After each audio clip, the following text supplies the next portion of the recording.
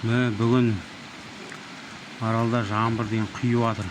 Кешеден бері аспан бұлт болып тұрған, әлі күн көрінбеді ғой. Бұған енді ешқандай аппараттың ненің керегі жоқ. Бұл жауатын жаңбыр өзі жауады. Бұған біздегі жаңбырға кедергі болып тұрған мына ракета. Қазір Украина мен Россия соғысқалы ракета ұшу азайтты. Сонымен жаңбыр жауып жақсы болып жүр. Ал жаңағы аппарат қойып, анау-мынау деген ол бәрі бос әңгіме ғой. Жаңбыр жауғызамыз, жаңбырмен теңізді толтырамыз. Бисмилла, бисмилла, бисмилла.